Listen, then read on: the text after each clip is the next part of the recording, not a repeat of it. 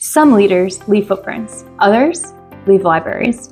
You're tuning into the Authors on Mission podcast, where industry giants become literacy legends. In every episode, we talk with authors who turn their brilliance into books that transform lives. I'm Danielle Hutchinson, your host and Chief Creative Officer at Authors on Mission. Welcome to your authorship experience.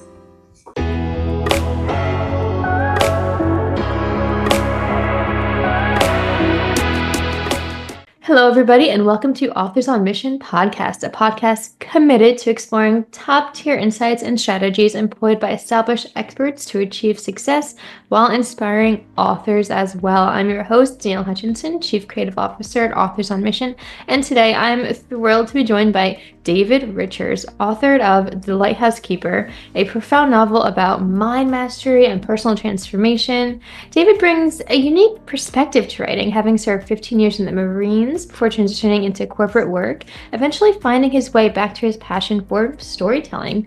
He's also a yogi and an executive coach, experiences that really deeply inform his approach to writing and personal development. He's currently working on adapting Lighthouse Keeper into a screenplay, which is really exciting to know about. And today we're just going to talk all about how, his journey as an author reflects the themes of mindfulness and self-discovery that permeate his work. So with all of that, David, welcome to Authors on Mission podcast. Danielle, thank you so much. What an introduction. Wow. I feel like I listen to this guy. Yeah, we always love welcoming new people onto the show. And of course, we need to know what you're all about. And so I think that kind of covers a bunch of it. But I know that only touches the top of the iceberg. So I'm going to turn the floor to you. And if you don't mind, just sharing a little bit about who you are to our listeners today. And, what led you to starting to write The Lighthouse Keeper from the start? Yeah, so first, thank you so much for having me on. I grew up in the military. So my dad was a career Marine officer. And that's a unique lifestyle because you grew up on military bases, which is a very inclusive kind of universe, closed off to itself to a large extent. But you also move. So we moved every 2 or 3 years.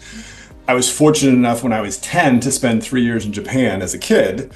And that experience and exposure was huge because to see a lens, especially back in the dinosaur days of the 1970s when I grew up, when you saw what another culture was like and were immersed in it for so long, it really broadens your perspective and understanding of the world. So coming back to the States then, I wasn't really good at the sciences, but I was really good at English. And that got me into writing. I got some stuff published when I was young. Joined the military because I didn't know what the real world outside of the military was like. And spent 15 years doing it and kind of put my writing behind me until about 2000 when I started writing poetry again while on active duty, which is an unusual way, I'd say, to get attention because you don't see a lot of Marines writing poetry. And then I got out and realized once I got out that I wasn't going to be moving every 2 or 3 years, which was kind of a first for my life. And that opened me up to the idea that I could start writing again. And it took me about 11 years before I published my first book, Whiskey and Yoga, in 2017. The Lighthouse Keeper came after that in 2020. And it was just such a journey and experience to get to that point where I published Lighthouse Keeper. From what I'm gathering, it sounds like, your life experiences really did just shape and mold what went into this book. Yeah, especially I love Japan too, who doesn't? It's really cool that you were able to experience that back when, it was almost like a mystery. It wasn't as easy to just hop onto YouTube and see what it's like on a video, right? So really cool there. So, I guess I'm curious to know, how exactly did this inform your creative process? I'm thinking, you're sitting at the computer, you're beginning to type.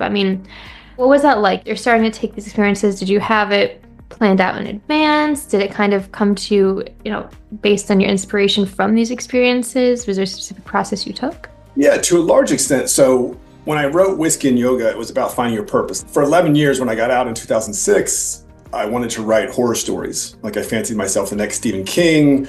I loved Mary Shelley's Frankenstein. Just the fact that an 18-year-old woman could produce something of such depth and magnitude was astounding to me. And I would write for about 2 months, and I'd get about 150 pages into the manuscript, and then the characters would just fizzle out. The story would lose interest, and I was working full-time. I became a yoga instructor as well. So finally, I shifted gears in 2016 to early 2017. And when I wrote Whiskey and Yoga, a lot of that was influenced by my time as a yoga instructor. And one of the things I used to tell my classes at the time was, imagine that your mind is an ocean And that's where all your memories of everyone you ever met exists. And your awareness, where you place your attention, is a lighthouse. And most people just create a pattern through their life or through their week, so the lighthouse goes in the same way over and over again. But if you want to take control of your life, you need to direct your lighthouse to where you want it to go. So I wrote 2 really short chapters in Whiskey and Yoga about that. And I liked the idea. Whiskey and Yoga had success, helped people. But I sat with the idea for about 18 months. And then I saw a YouTube video actually about a Hindu monk talking about very much the same thing, where your awareness is this orb of light and you can move it anywhere in your mind that you want. And I thought, oh my gosh, that's the Lighthouse Keeper. Like that's going to be my next book. And with that level of clarity and direction, I started writing the manuscript in 2019. I would say I didn't really have a good writing practice at the time. Like I didn't really know what it meant to be a writer, and that I didn't just journal or just write freestyle. I was kind of like, if I'm going to sit down and write, it's got to be great. It's going to be perfect every time. And so as a result of that, how I compensated for that lack of just inherent developed skill was I researched a ton. Like I researched, what is it like to live in a lighthouse? How are lighthouses constructed? I really did a lot of thought process. And then I also realized that I wanted to infuse my sense of mindfulness into the book, something like The Alchemist almost, if you can think of it that way. And that inspired the writing as I started writing it. Okay, so, kind of drawing back to what I mentioned before then about how all these experiences really did kind of mesh and, bring you to this point. I think it's really cool that, you used to use the lighthouse and the light as sort of a metaphor back in your yoga days. And now, it kind of transformed into this book, which, kind of, diving more into the topics and content of the book itself. It's really interesting because when I was looking through it, it has a little bit of like, your normal narrative story. We have a protagonist, Sam, he's struggling, and, not to give away too much to our listeners today, but he has a lot of guilt, built up with him about his mother's death. So we have that whole aspect of it. But then there's also like almost a personal development framework in your book as well. You were able to kind of share both of these. So my question based on that, was there any challenge in keeping the story aspect separate from the framework or combining them in the right ways?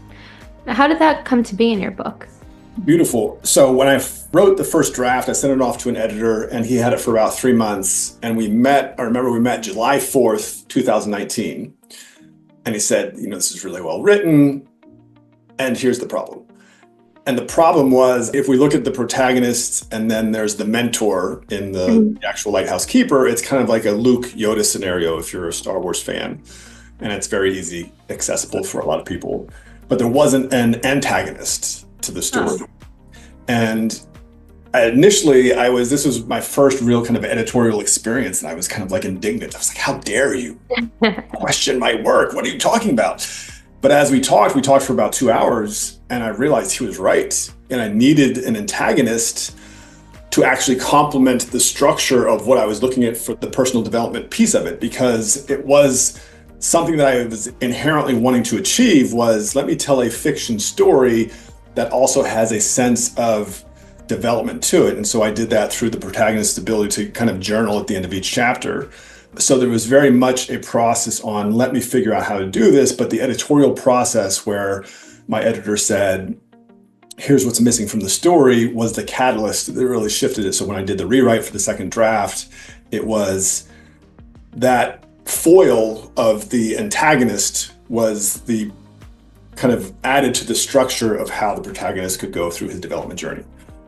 All right. Yeah. Well, the one thing that I picked up most out of the whole story is, the way that you have to deal with editors in general. I think to everybody listening today, we can all relate to that, right? Like you're thinking to yourself, I love my book, nothing's wrong with it. And then you hear that like, there's no antagonist. And, thinking back, you probably might agree that, that is pretty important to have. So I guess it just goes to everybody listening, you have to be open to that feedback. You have to be ready to make the adjustments to make it even better. And, David, I'm sure you'd agree, it's a much more complete piece of work now that you went back and added those elements. Oh my gosh, yeah, it made it so much better. And it was a gift, right? You realize when someone gives you feedback like that, they're not trying to say you've done something wrong. They're trying to help you make something better. And so it's how you receive that that's also fundamental to your growth as a writer. Yeah, definitely. Something for everybody listening to take on with them as they continue their journeys with writing. Now, kind of transitioning back to what I was mentioning before, we do have that personal development framework in your book. I was wondering if you'd like to speak a little bit more about that, about this compass of the mind with the 4 points of awareness, mind, concentration, and willpower. Share a little bit about that with our listeners today, because some of our listeners, they are writing their books, but they're also looking for some of that personal development as well. So perhaps this Sure. is something they could also take to heart. There is so much to writing. I mean, the act of writing itself is an art form, and that's why it takes time. In fact, I was talking to someone about that earlier today. There's also a psychology to writing, and there's a psychology to life. And when you start to understand that your experience as a writer is based on your understanding of life to some capacity, you realize that there needs to be inherent synergy between those two. And where it comes in the area of mindfulness or development within the book is, on average, we think 70,000 thoughts a day, every human being. The challenge with that is, because we live in patterned lives to a great extent, 95% of those thoughts are the same thoughts you had yesterday. So in some sense, you regurgitate your past on a day-to-day basis. And it takes mindfulness to step out of that and say, well, I want a new pattern. If I take the same route to work every day, my mind shuts off while I'm driving and I'm listening to the radio or I'm listening to a podcast or listening to whatever, but my subconscious mind is kind of doing the driving. If you want a different experience, you take a different route to work. The same application is true in life. And what I did with the protagonist, Sam, was put him in situations where he had to kind of break out of his patterned and conditioned way of thinking to be present. Because when you realize, when you get present in a moment, you're bringing all of yourself into that moment. You're not distracted by what's going to happen 6 months from now. You're not reflecting back on something that happened, 2 weeks ago. You're really present. And that's really what I wanted to get to in the heart of this, was how you bring that awareness and how do you teach awareness through a fiction story so that a reader can take away from this and say, oh my gosh, that makes sense. I don't want to live a conditioned life where I'm kind of on autopilot all the time. I want to experience life by being present as much as possible in each moment. I love that, of course. I mean, everybody, that's our goal, right? To be present, enjoy every moment, especially a lot of us, at least myself, I go through each day and I'm like, okay, what's the next task? What's the next thing to do? But, just being mindful of it, that's a huge thing to think about. And I love that tip of just taking a different path to work every day kind of gets you out of that mindset. Really important. So, I guess it serves to say that the characters Sam and Armand, is that how Armand, they exemplify that within the book, would you say? Absolutely. So without giving too much away, Sam has a blueprint for life that his father has kind of provided him.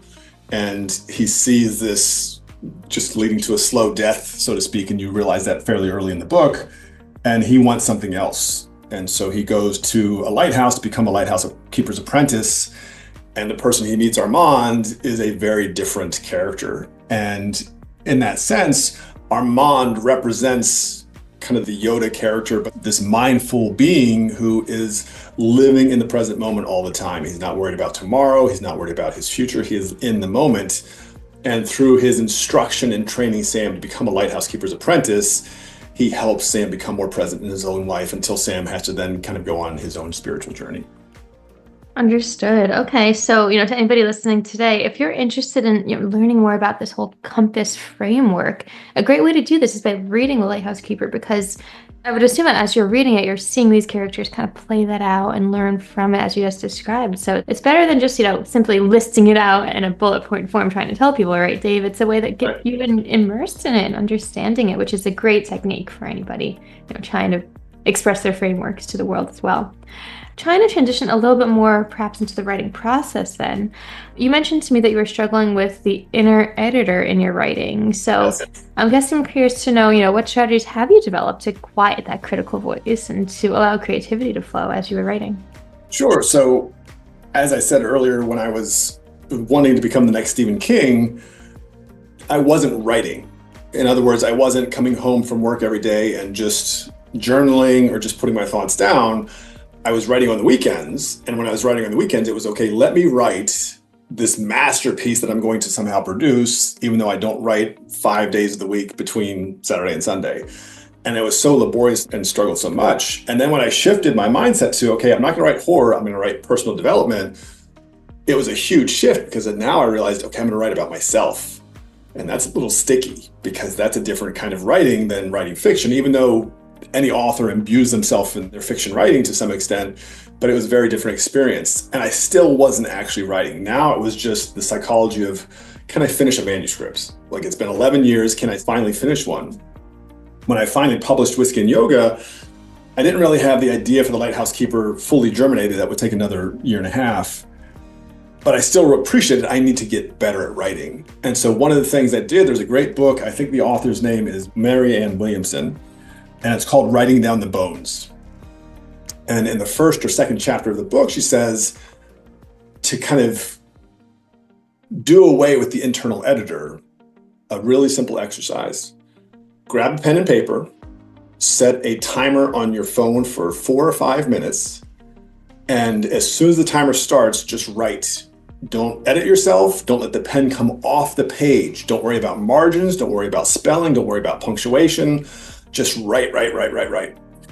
And even though like this is what I wanted to do, instead I got published in high school and I was like, I love creative writing, but I was like, this is such a silly exercise. And I think the first sentence I wrote after I clicked the timer was, I'm not sure why I'm doing this.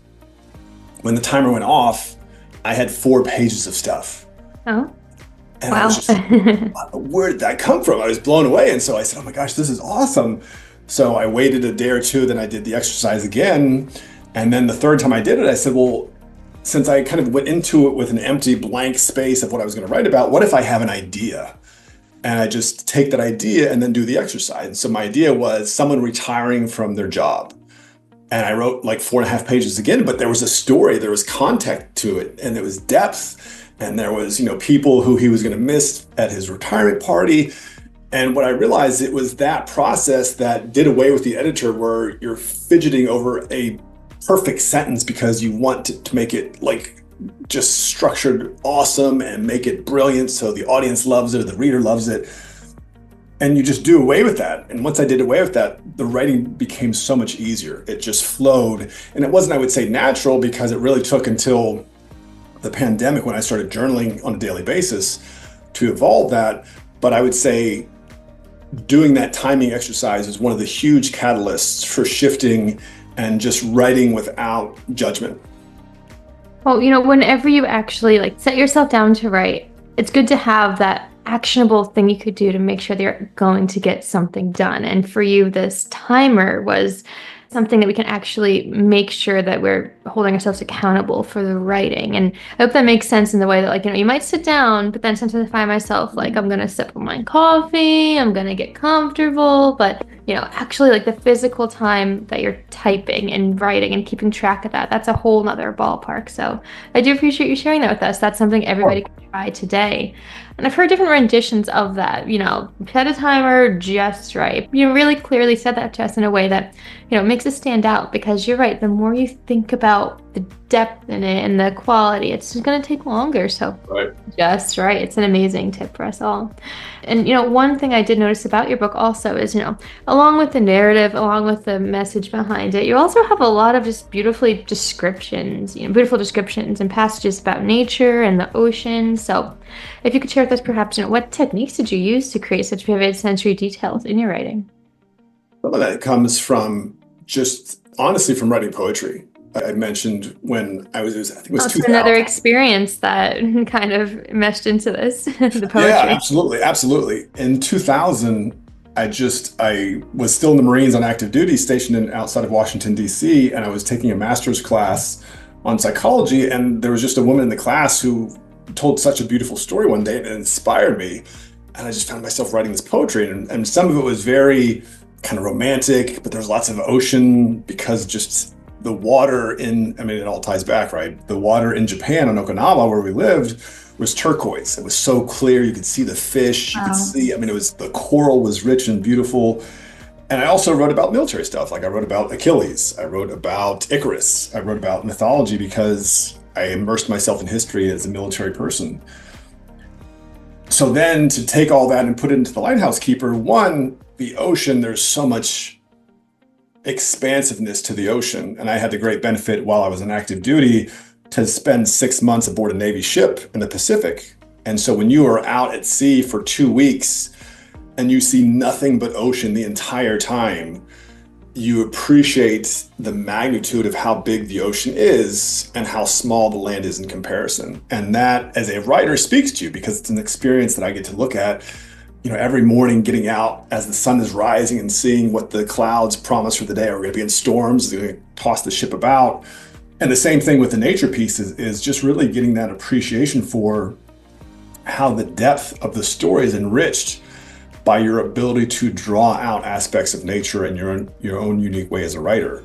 The biggest piece for the Lighthouse Keeper for me, as I said, was studying the intricacy of a lighthouse, because I wanted to get the feeling of claustrophobia of living on an island with the ocean completely around you, and what it would be like to be in this small cylindrical thing all day and all night where you hear this ocean. And if you hear a storm, what is that like? So I wanted that visceral feel that I could convey to the reader.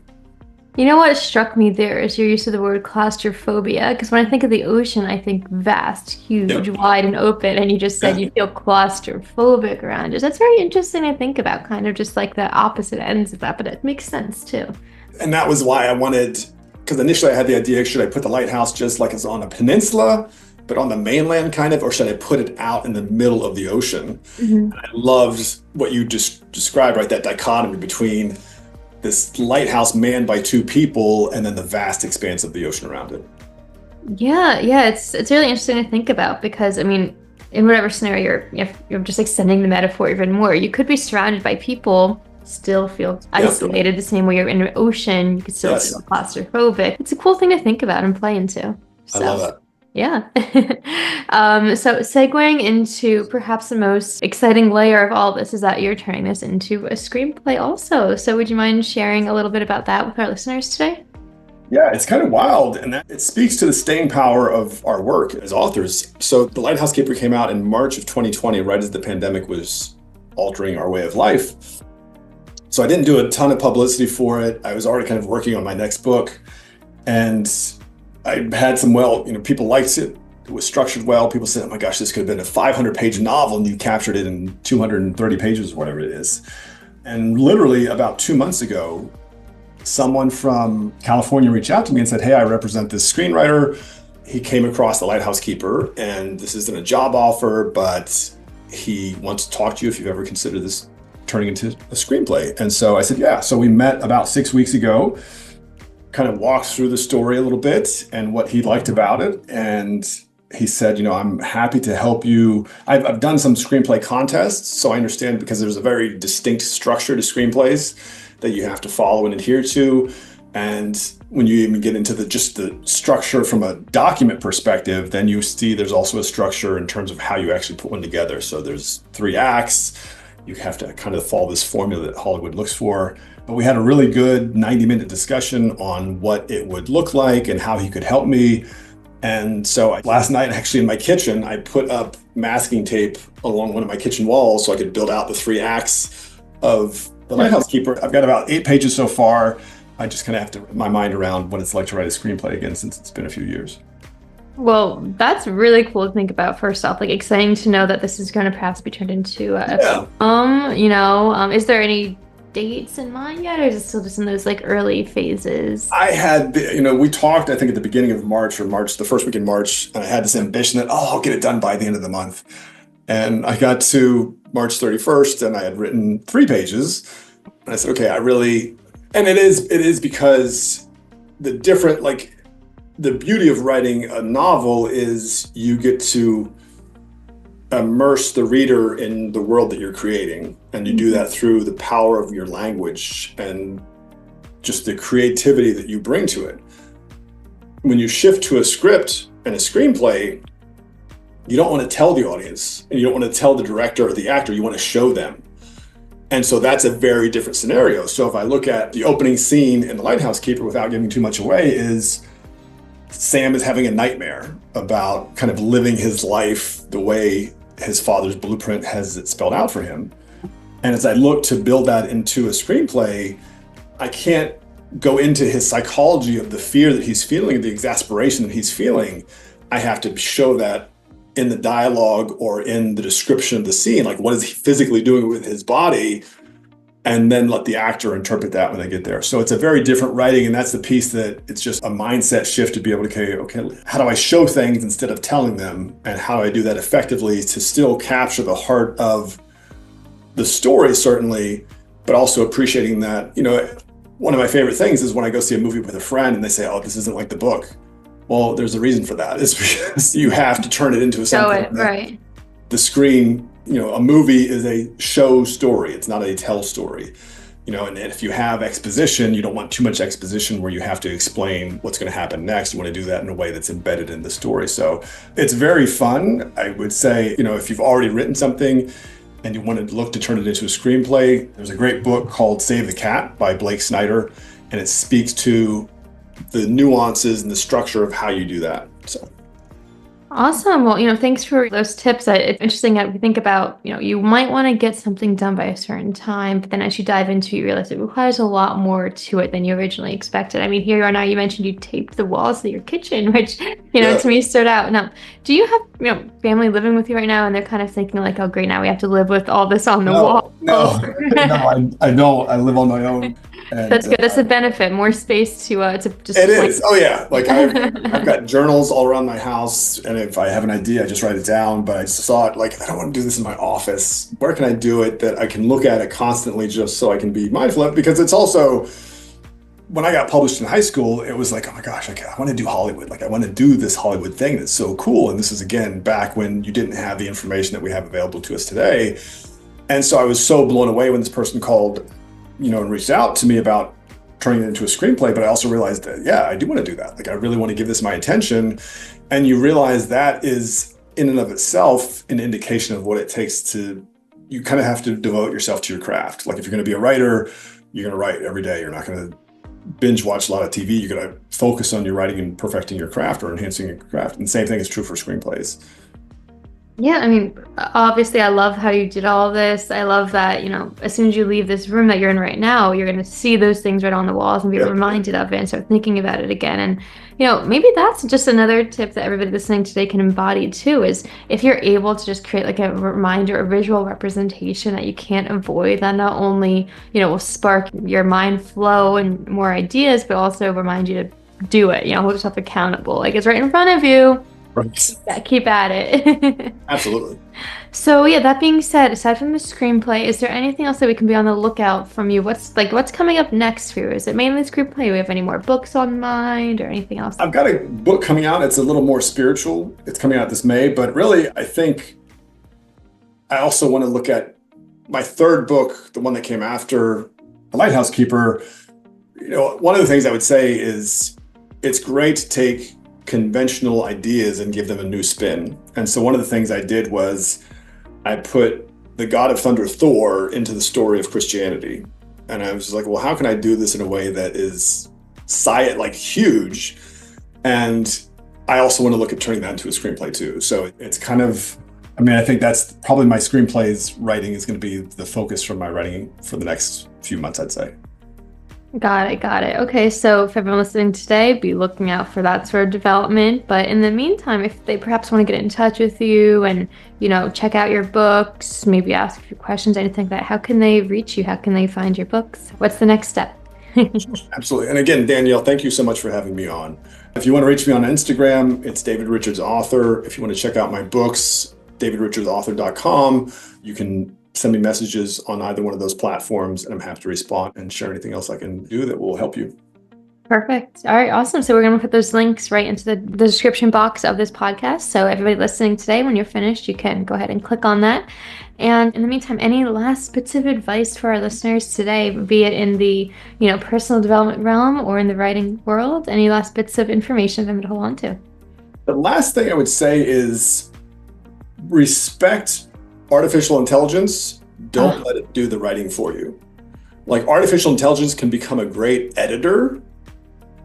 Don't let it do the writing for you, because the journey of becoming a writer is its own reward. The act of writing, and I'll just give you an example. to finish things off with, in October of 2019, I had an idea for my third book. It was just an idea. It was this sea of an idea. And I said, okay, I'm going to do this. Let me get the Lighthouse Keeper up and running. I had some major life changes going on January 2020. And I started to realize, okay, this book is going to be what I hang my head on. And then as the pandemic set in, life really started to change. And I really started to appreciate the magnitude, not only of what I was trying to write, but doing it while under the guise of the pandemic. And what ended up happening was, for 2 years, I didn't write the book. I journaled. Trying to understand who I was as a writer, what kind of story. This in some ways was like my Moby Dick. It was like, what do I have, this beast that I'm trying to wrestle with, and how do I tame it and bring it into structure? So I had a title in October of 2019. Through the act of journaling, I probably went through 100 to 200 titles over that 2-year period. And then finally in November of 2021, I was kind of so frustrated. I was like, what is this? And this idea came back to me and I was like, oh my God, that's it. I've got the title for my book. And then I finished the first draft the next month. So the point I would bring up is journal. Become obsessed about an idea, and it's very easy to write what you think other people want you to write. It's the journey of becoming a writer, and why it's so personal and intimate is, what does it mean to you? What is the deepest, best, greatest story in you, and who do you get to become in telling it? Well, thank you for sharing that. And it's a really important one for us to hold on to today, because with the rise of AI, I mean, things are changing every day. But yeah, I mean, I can't tell you how many times, David, somebody sends me a manuscript and it's just absolute robot garbage, So there is a huge element to just making sure it's coming from you and from your heart, and you're finding that your own writing style through that process. I mean, you're completely right, David. So thanks for that. It applies Absolutely. to everybody today. So yeah, everybody, as we come to the end of this conversation, David, I just want to thank you again for sharing your insights on writing, mindfulness, mastering your mental landscapes, all that stuff. So thank you so much. And to anybody interested today, you could check out The Lighthouse Keeper. It offers readers a compelling story in addition to a framework for understanding how our thoughts shape our reality and how we can take control of our own narrative. And not only that, but David's experiences, as we learned, has shaped his writing, so you can model that in your own writing as well. He went from military service to published author, and it just reminds us that our paths aren't linear. Every experience contributes to the unique perspective we bring to our creative work. So again, follow David's continuing journey at the links in the description box. And other than that, thank you for listening to the Authors on Mission podcast, where we empower you with the knowledge and self-insurance to become an expert in your own right through the writing process. And until next time, keep writing, keep leading, and keep inspiring. Have a good day. And thanks again, David.